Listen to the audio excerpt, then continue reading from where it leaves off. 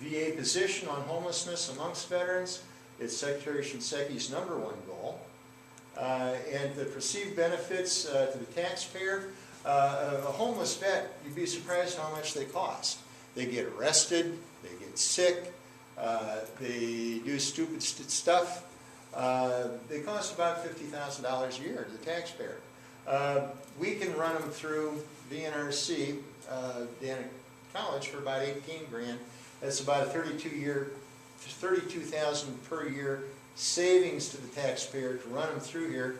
And if we get them on the street and they keep a job, it's $50,000 a year per vet. That adds up. When you got 800, you're moving about 400 a year out of the system. Benefits for vets. This would be the first in the nation that we had a long-term comprehensive recovery center like this. There's really nothing like it. 800 vets on campus.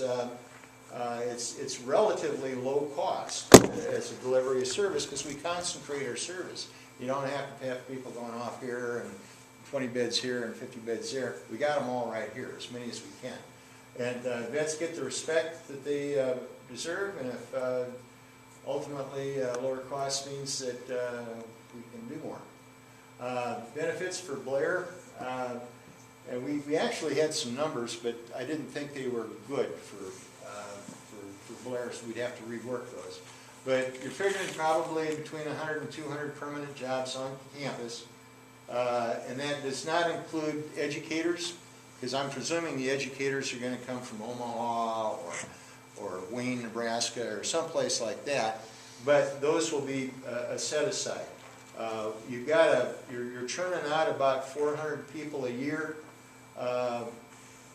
And they're available for industrial expansions. And I'm sure you've got local people in this town that whine about not having people to fill jobs. Well, we can work with the local industry and we can fill a few jobs for you. And it is an incredible transfer of federal revenue into this community. You know, like I say, $33 a day, about 9.5, 10 million based on 800 baseline. Plus the other ones, it's a lot of money that would be coming into the community.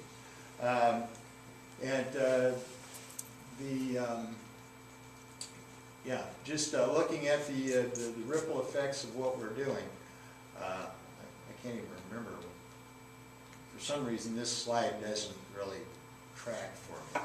You've got the operational base here, you've got the educational base, you got training operations, entrepreneurial enterprises, plus you get the ripple effect. Yeah, we had money figures tied out here as to what each one of these was, but it'd have to be tailor-made for the community, so we erased those. And if you have any questions, this is the time. I could have probably talked for 1,000 years on this, but I wouldn't want to have buried you as you died in your chairs. So if you got any questions?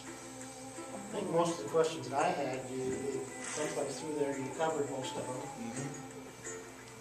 And you are looking for the collaborative efforts with the community colleges and so forth. Mm-hmm. Yeah, we have and to have Metro that. does serve the Washington County Blair area.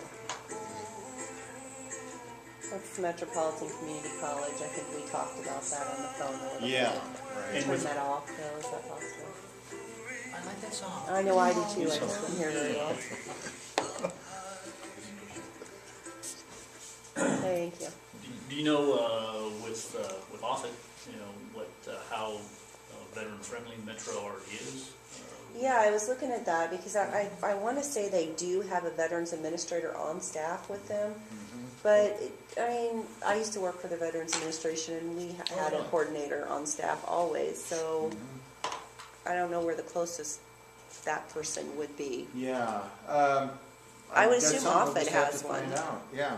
Yeah, Offutt would obviously have somebody to transition those soldiers out the door. The community college has got to have one. I'm fairly sure that Metro is very veteran friendly. Just the diversity